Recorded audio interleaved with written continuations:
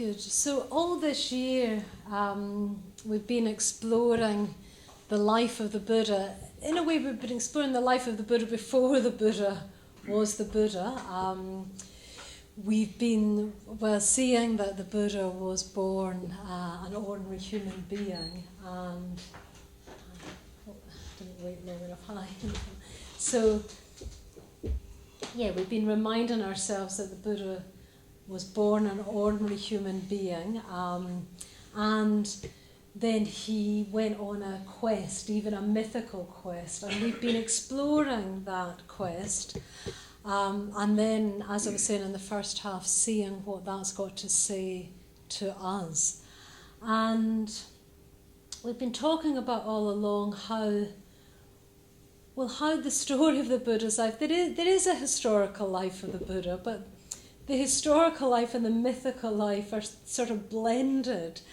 And actually, we've been sort of putting forward that the mythical life is, in a certain sense, in the deepest sense, even more valuable and, in fact, even more true in a certain sense than the historical details. Certainly more meaningful than the sort of historical life. And in the case of the Buddha, in the case of an enlightened being, what eventually happens is that the historical life, the sort of workaday life, as it were, the ordinary life, becomes completely transparent to the mythical, archetypal life. I really like that notion, and I really like that notion of that's what we can do. We can, by practicing the Dharma, we can make our ordinary sort of workaday lives more and more transparent to the archetypal, so that it's as if something comes through us that's more than ourselves. And I think when we talk in Buddhism, we talk quite a lot about going beyond selfishness. We talk about going beyond self-clinging. And how if we were to go completely beyond self-clinging, we'd be completely free. There'd be nothing to defend anymore. So we'd be completely free of fear, for example, because there'd be nothing to defend. So there'd be nothing to be fearful of if we'd completely gone beyond self-clinging. Then we'd just be radiant. There'd just be a sort of outpouring of creativity. All the energy that we use in clinging to, something that sort of isn't really there in the first place, to an illusion of self, would be freed. So there'd be a complete outpouring of positivity, of energy. We'd be completely free. But even that isn't that isn't an end in itself in Buddhism. I mean, it would be very, very enjoyable. Well, enjoyable seems too weak a word. If we were to feel that, it would be amazing, actually. We might have had little glimpses of that, little glimpses of when we've just felt sort of self-clinging, self-reference, kind of that sort of tightening into a sort of neurotic selfishness has let go for a short time or even a longer time. We felt something more unbounded. It's very, very pleasurable, very, very enjoyable. But that isn't the end point.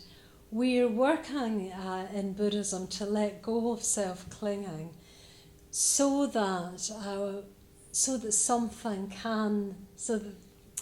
the mythic, the transpersonal can come through us, and then we can truly be a force for good in the world. Without that, even with the best will in the world, any efforts we make to be a force for good in the world are limited. They're limited, by the fact that sooner or later it all comes back to what's in it for me. It's like almost like it's like being on a bit of elastic, the elastic of selfishness, really. It will come back to what's in it for me. So even with the best will in the world, our good intentions won't be enough. Better than bad intentions, Certainly better to try and be a force for good in the world than not to try that. But if we can let go of self-clinging enough, to the extent we can let go of self-clinging, to the extent we can allow our ordinary lives to be more and more transparent to something that's far beyond that. You could say, yes, the mythical life, the transpersonal life. Well, to the extent we can do that, then we can really be a force for good in the world. And that's what the real message of Buddhism is. And that's why we're looking at this archetypal life of the Buddha, just to see what resonances it has for us. So last week, what we were looking at is an episode in the Buddha's life just after the enlightenment. It's kind of often talked about as the Buddha deciding to teach, deciding to share the Dharma. But as Maitreya Bandhu was saying last week, it's not really a decision as such. It's not really that the Buddha sat and thought about it and kind of thought, well, shall I, shan't I? It's much more that... This is now how I started to imagine it, especially after hearing Maitreya Bandhu teach last week. It's much more that on enlightenment, I imagine the Buddha would have experienced something like, how did that happen? I mean, he's been making all this effort in his quest, in his journey. But still, at the point of enlightenment, it must have been like something immense, as it were, speaking poetically, as it were, kind of entered the being of the Buddha. That's what it would have felt like. And there would have been a sense of, gosh, like, how did that happen? And how can I ever talk about it? Because something's happened that's not really me anymore. Maitreya Bandhu likened it like those moments if you ever try to make art or write a poem or even have a communication with someone else, and it suddenly something just takes off, like the picture seems to like paint itself, or the poem just suddenly seems to have written itself. I had that experience only once trying to write a poem. I was messing around with this poem for like weeks and weeks. Kind of it wouldn't go right. And then I just thought, I'll just try this. I tried a little thing my poetry teacher had told me. I won't sort of go into all the details of it, but I thought, I'll just try this just for fun to see what happens. Then it was like, oh my God, like it's worked. Like this poem has suddenly happened. And it was accompanied by a sense of, oh, how did that happen? I'll never be able to do it again because I never really did it in the first place. It sort of did itself. So Maitreya Bandhu was talking last week that the Buddha, that he has of course been making all this effort. He's been making tremendous effort. At the same time, at the point of enlightenment, I imagine something happened that felt like something so other than anything up to that point. It was probably accompanied, or possibly in my imagination accompanied by, gosh, how did that happen? And how am I ever going to explain it to anyone else? Because I barely know it myself. So it wasn't really a decision to teach. It was that moment of, how can I teach? But then, of course, the Buddha did go on to teach. And we heard about that last week, who he went on to teach. But actually, I'm going to go a bit backwards in the story because something else happened before that. Something else happened before this decision, for want of a better word, to teach. Something happened before that, just after the Buddha gained enlightenment. Two things actually, but they're connected. So as we might remember from the story, the Buddha, when he gained enlightenment, he was sitting under a tree. It's now become known as the Bodhi tree. You can actually go and see that, if not that very tree, a sort of offshoot of that tree in India at Bodh Gaya. I've been there myself. Very, very sort of holy, revered spot in India. Where this tree, or the offspring, if that's the right word for a tree, of this tree still exists in India. And that is where the Buddha realised enlightenment, sitting under a tree. And we're told that after his enlightenment, he spent 7 whole days. It probably wasn't literally 7 days, but 7 being a sort of magic number, gazing at the tree, just gazing at the tree in gratitude to the tree that had sheltered him. So this it's quite a sort of beautiful incident and very significant, because what it shows us is that gratitude is an enlightened emotion. That the Buddha, he's newly enlightened, and almost the first thing he does, I think even the first thing he does, is just gaze with gratitude, unblinking, it says in the scriptures. Again, probably that's not literal, but it's trying to give him the sense of he isn't distracted, He sat for a long time, 7 days unblinking, gazing at this tree in gratitude.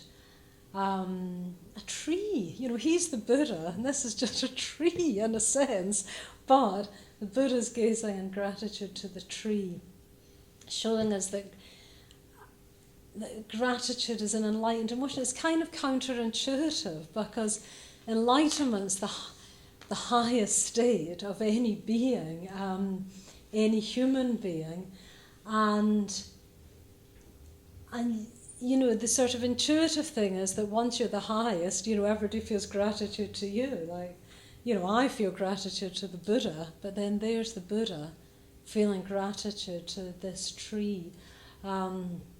So, yes, it shows us that gratitude you don't stop feeling gratitude the more you sort of travel in the spiritual journey. In fact, you feel more and more gratitude, even to a tree. An actual enlightened being feels gratitude to a tree. So I think the message for us here is, that if gratitude is an enlightened emotion, that by cultivating gratitude ourselves, it's like we move more in the direction of Buddhahood ourselves.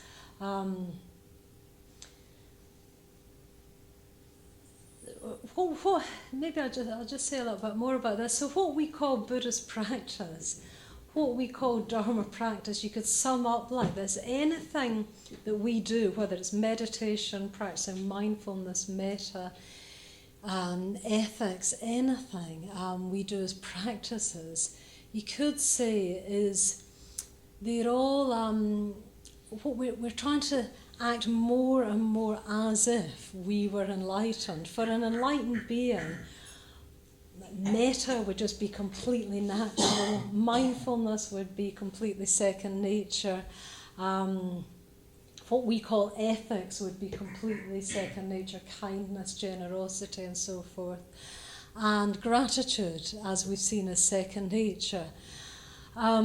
Presumably for us, all those things aren't exactly second nature. I mean, we probably have our moments where we spontaneously feel metta, and we're spontaneously mindful, grateful, and so on. But most of the time, for most of us, they won't feel completely spontaneous. We'll have to make a bit of effort. And Bhante Sangharajka, my own teacher, he talks about this in a really lovely way that I'm very fond of telling. He says it's similar. He makes the analogy of a poet and a poem. he says that just as a poet from their own inspiration will spontaneously, a poem will come forth from the poet's inspiration, or it can be any art form, painting from the artist, or dance from the dancer. And then we come along not so inspired, and we read the poem or we engage with the work of art, and that raises us up. We're uplifted by that.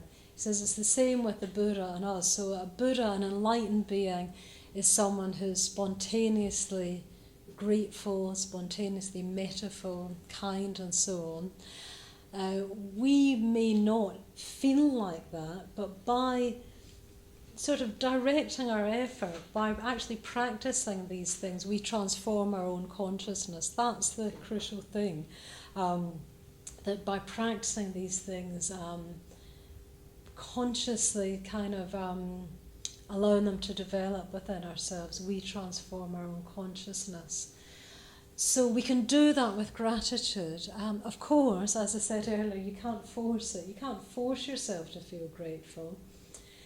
But you can encourage it, and you can encourage it by reflections such as the one we did earlier, by bringing to mind a benefit. Earlier we brought to mind just simply something someone had taught us, and just see what unfolds from that. So we can bring to mind benefits. So easy to do the opposite, isn't it?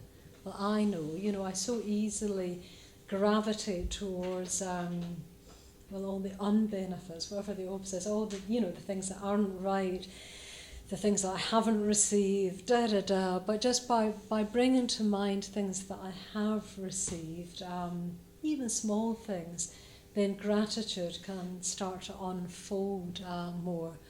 I know people who do this very consciously as a practice. Got one friend who every night before she goes to sleep just thinks of 5 things that she was grateful for in that day. No matter how small, and of course the more you do it, the more spring into mind. So the more we cultivate gratitude, it isn't just that we'll feel better. We will probably feel better if we focus on gratitude rather than the opposite.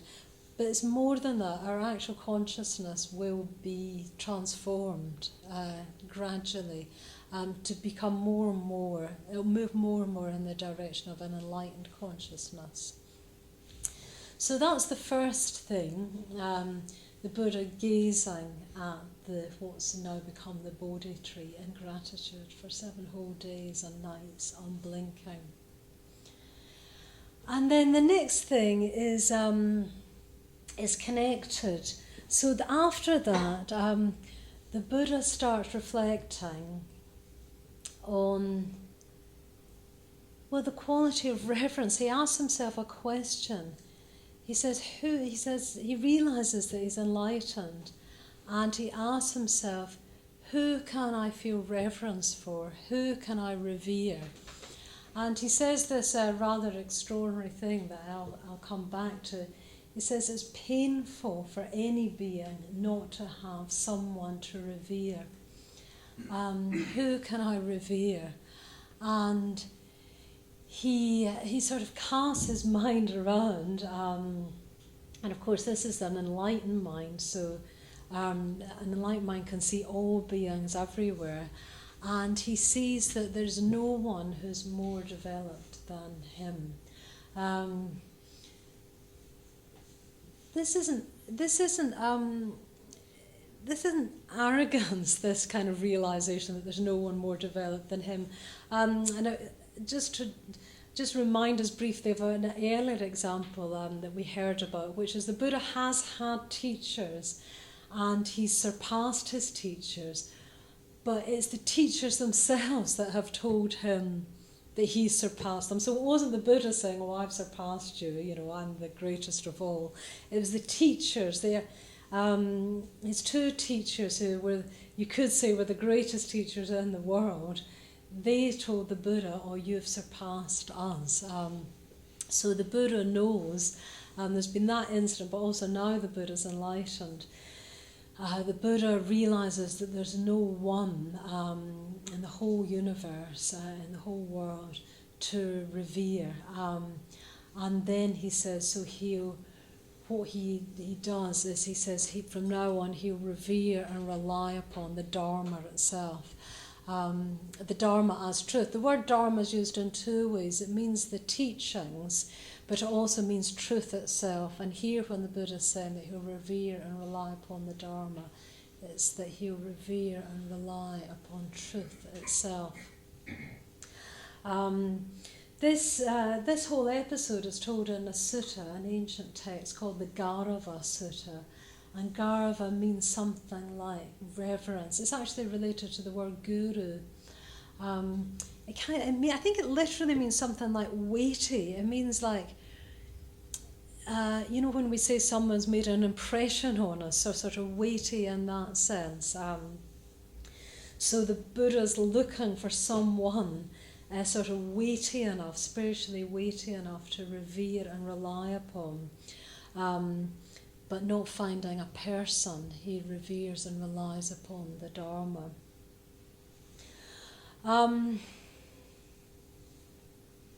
So I want to talk a little bit about this whole notion of reverence and devotion, because and what it might mean for us. So it's a bit of a tricky area, actually, the area of reverence and devotion. One is tricky because, if it's not combined with intelligence, it can be, we don't want to be gullible, do we? None of us do. I think we're a bit sceptical of this notion of reverence and devotion. I would say that's probably generally true of us in the 21st century Western world. We're sceptical of it, and I think we're probably sceptical of it for good reasons, because taken unintelligently, it's it can sort of degenerate into a sort of gullibility, or even worse than that, into a sort of foolishness, a sort of allowing oneself not to think for oneself. I think we can be healthily sceptical of that. At the same time, I think, and I want to argue a bit, that we could take that healthy skepticism too far and end up sort of throwing the baby out with the bathwater to our own detriment.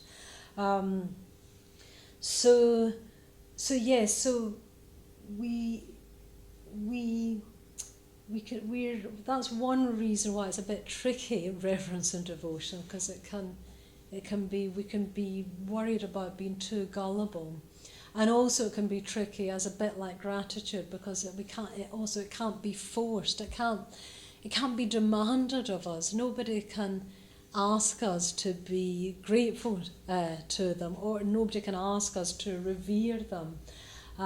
It can't be forced out of us. We wouldn't want it to be.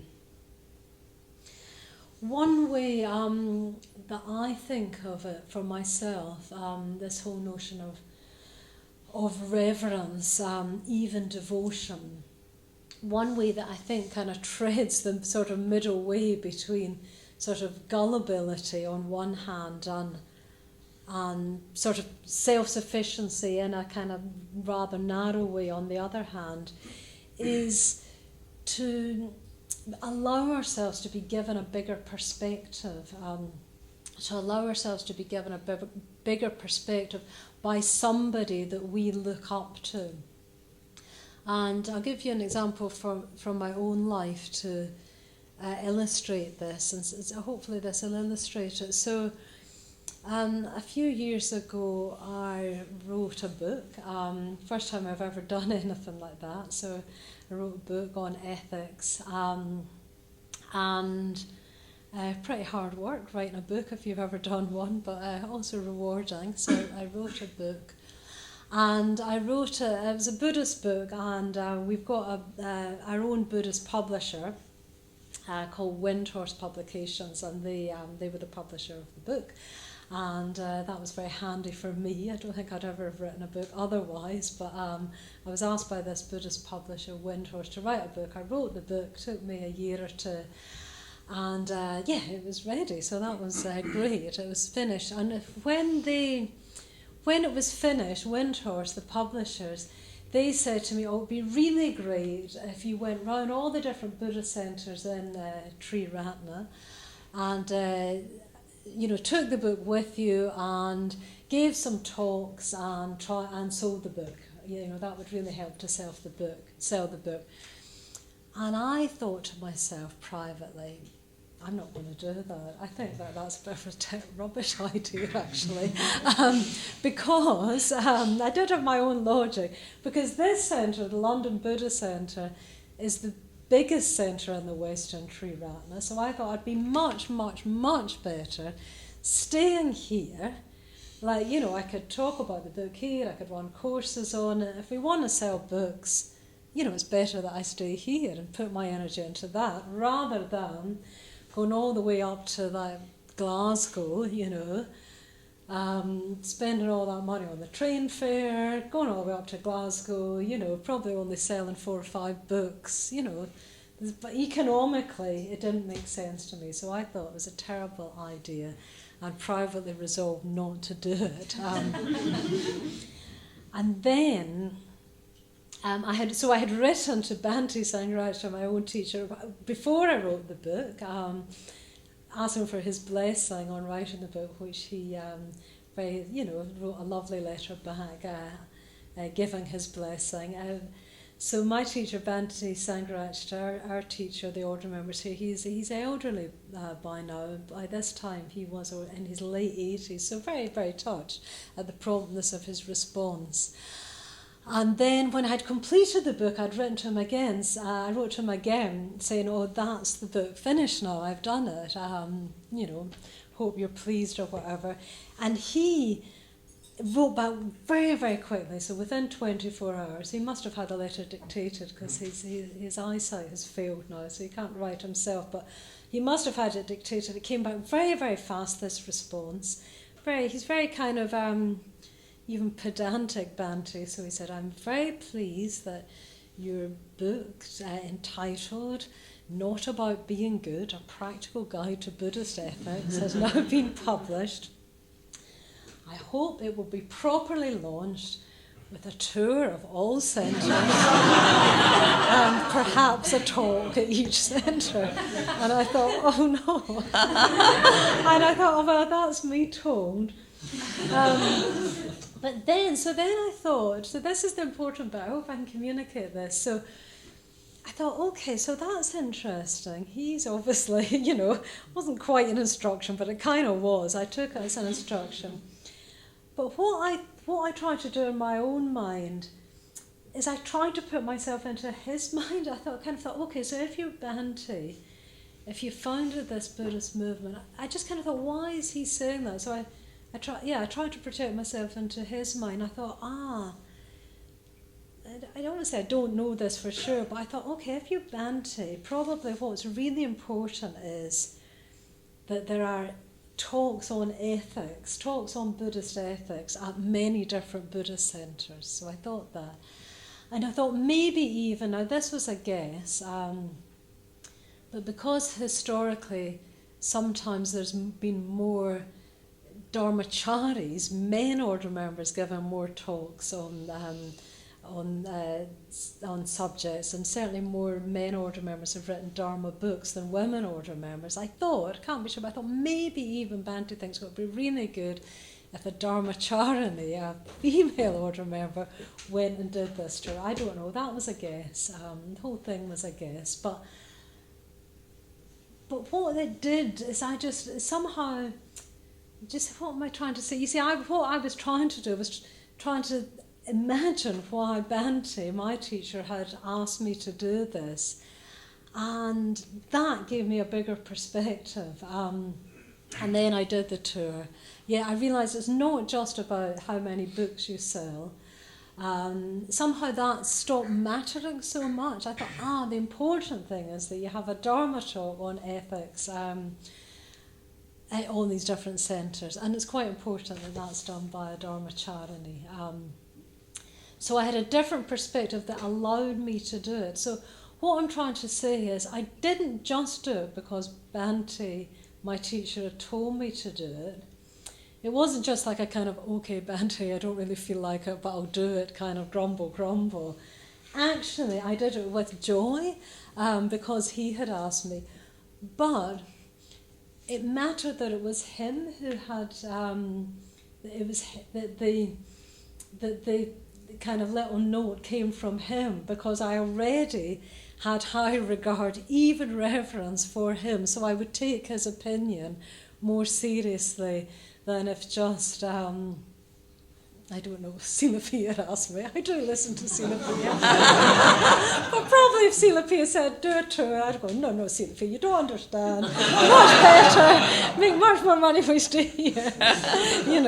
So I hope I've kind of laboured over that little anecdote, but just to try and give a sense of, I think that to me is that's what I mean when I say to have devotion or reverence, is to allow my perspective to be opened up by somebody I hold in higher regard. So it's a middle way between sort of just kind of a sort of an unthinking sort of obedience. I don't think obedience is always wrong, but a sort of unthinking obedience, which is bound to end up in a reaction sooner or later. And a kind of, I'm not listening to anyone, I'm just going to do it my way and I think it's best, yeah? So I think there's a very important middle way between those that isn't just halfway in between. When we talk about the middle way in Buddhism, it's not just halfway in between, it's something over and above. And I think in that little moment I touched on what that something a bit over and above might be. I felt that sort of my own will and my own teacher's will kind of came together, and I saw something with a bit more perspective, and so then I was able to do it. I had to be open to that, and I hope I was intelligently open to it.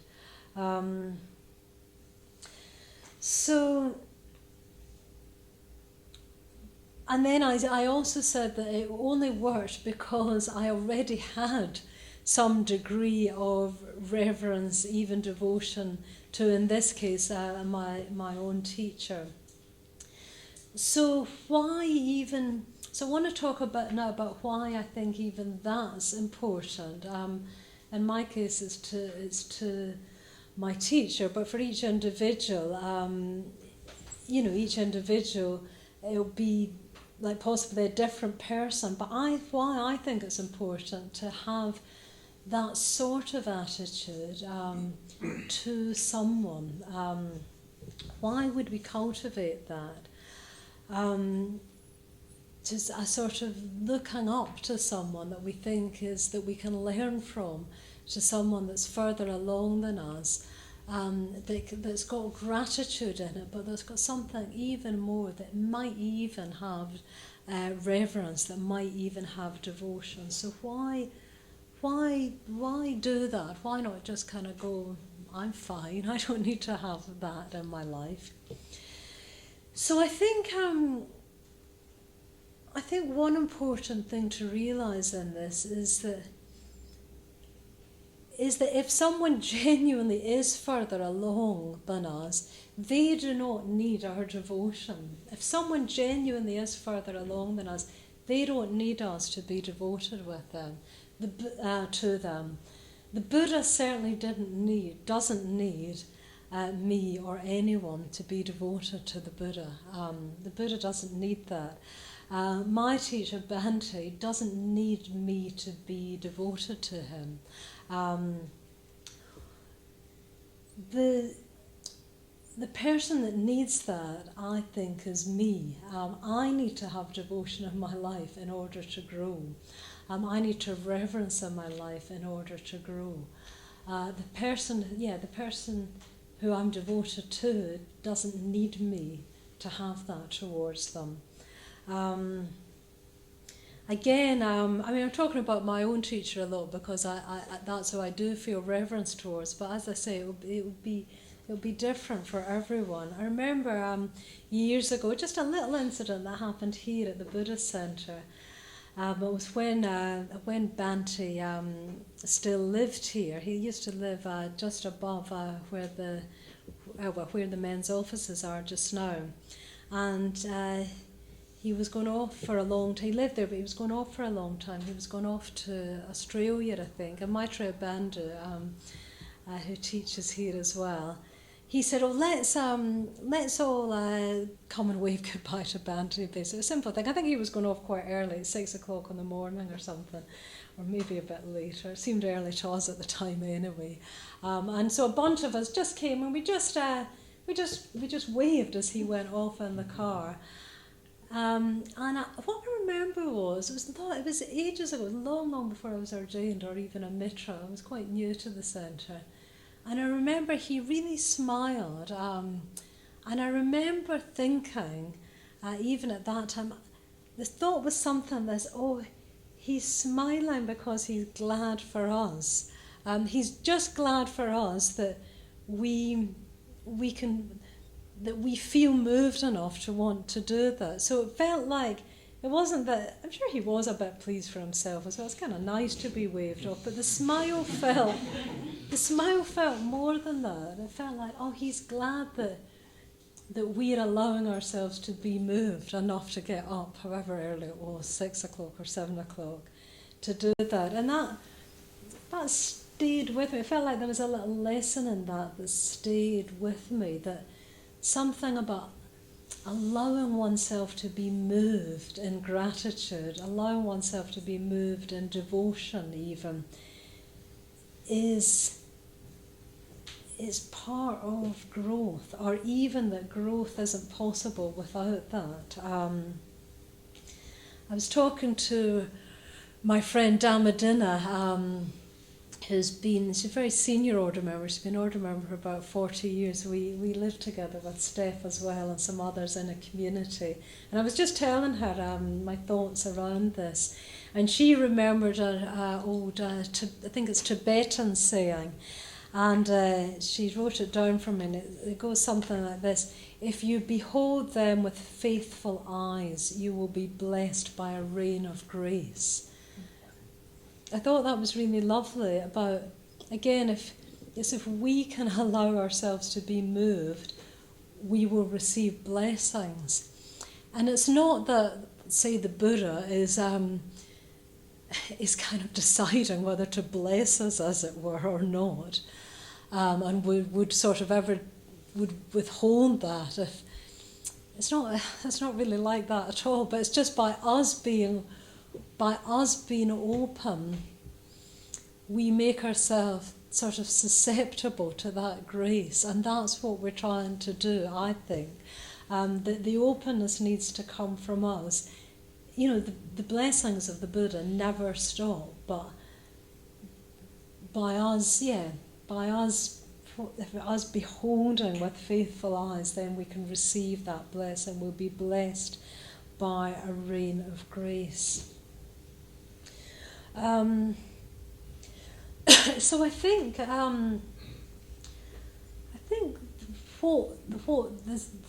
the life story of the Buddha last week, with this sort of decision, for want of a better word, to teach, and then this week with the Buddha, his gratitude to the tree, and then his looking for a person to revere. He doesn't find a person, but I think it's important that actually he's looking for a person to revere and rely upon.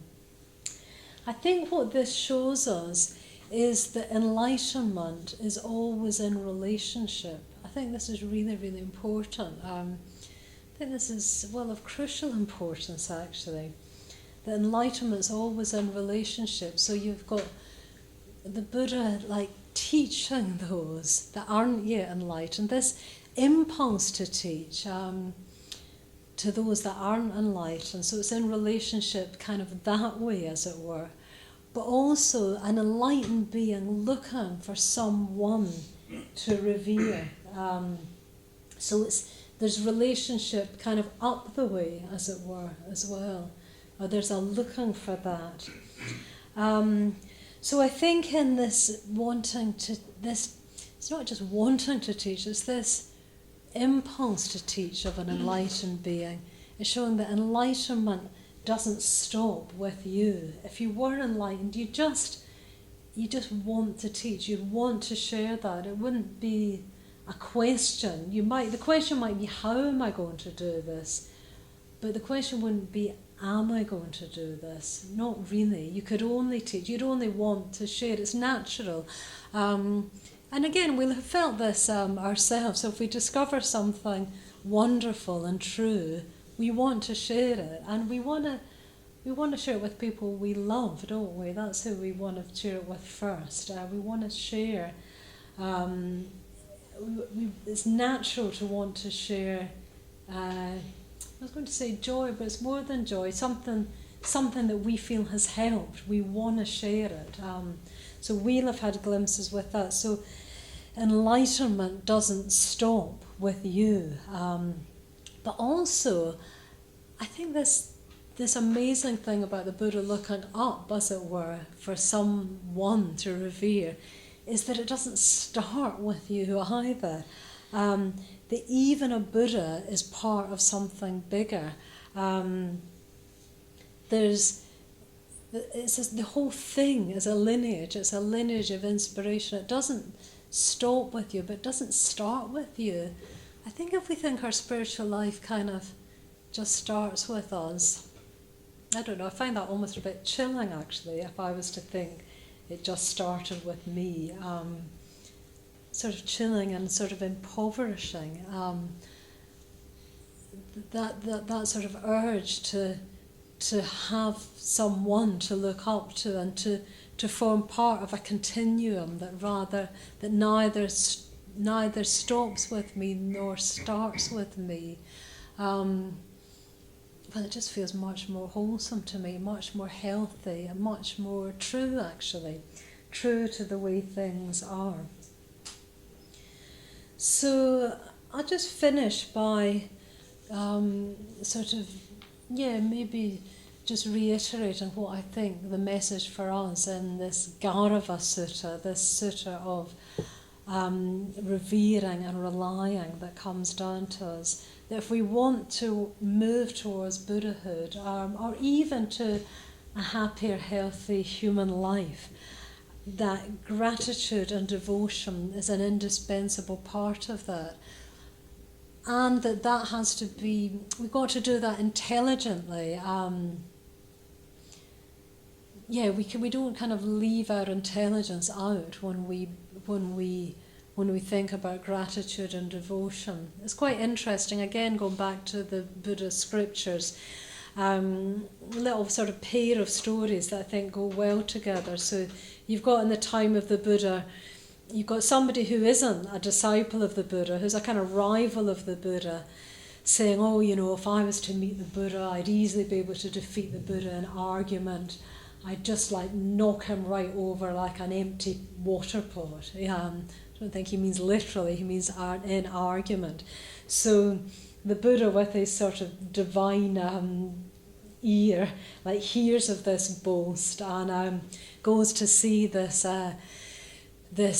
rival who's got his own following, and of course this rival of the Buddha's isn't able to defeat the Buddha, isn't able to knock him over like an empty water pot. The Buddha is able to defeat him in argument, and rather I don't know what the word is, rather sadly, one of this other fellows, I forget his name actually, Aritar I think, says to him, there's the Buddha, aren't you going to knock him over like an empty water pot? And the poor fellow is, has to ashamedly admit he can't do that. And the Buddha says to him something like, foolish, misguided fellow or something, for sort of boasting like that. But he praises his intelligence. He says, you're an intelligent man. So here you've got someone who's all he wants to do is argue, and the Buddha's saying, if all you want to do is argue, you're not going to grow. If all you're going to do is argue, you're not going to grow. interesting enough, there's another story where another person who is one of the Buddha's disciples, he's learned all the teachings off by heart, and he's teaching them, but he hasn't thought about them. So he's teaching them. They're kind of, presumably, if he's learned them off by heart, they're true to the letter, but they aren't true to the spirit. So he's not teaching them properly. And the Buddha comes and admonishes him, and he says, "Foolish, misguided fellow, you're not teaching properly. You've just learned it all off by heart, and you've not thought about it. You've not used your intelligence, in other words." So the Buddha also admonishes him. So you've got on one hand somebody who is intelligent but not very open, not very sincere, who just wants to argue. They are not going to grow and learn. But on the other hand, you've got someone who probably is very sincere. They have learned all these teachings after all, but hasn't used their intelligence, and they are not going to grow either. So you need to have both in operation. You need to have sincerity enough to be open, especially open to people that are wiser than ourselves, but intelligence enough not to just take everything you hear on board wholesale without testing it and thinking about it. So you're trying to have the both. Yeah, you're trying to have the both. And so when you talk about something like gratitude, something like reverence, something like devotion even, you're not leaving your intelligence out of it. So if we want to move more towards, first of all, being a happy, healthy human being, but if more than that, we want to move towards being an enlightened human being, we have to have gratitude and devotion. And if we were to realize enlightenment, that's all that we would do. We would be constantly expressing our gratitude and devotion. They're enlightened emotions. Yeah, gratitude, devotion, reverence are enlightened emotions. So we would be continually expressing that. So we could even look at ourselves, even since we started practicing the Dharma, and ask ourselves, do I feel more gratitude? Do I feel more devotion and reverence even? And it can be it can be quite a good thing to ask ourselves. And also, how can I cultivate that more? Realizing it can't be forced, but it can be sort of helped along. And the ways to do that are to reflect on benefits and to sort of see, well, is there anyone wiser? Even a little bit wiser that I can look to, and if there isn't, if we don't find anyone in our experience, well, we can look for someone. We can look for someone who we think is a lot wiser, or even a little wiser, someone we can respect.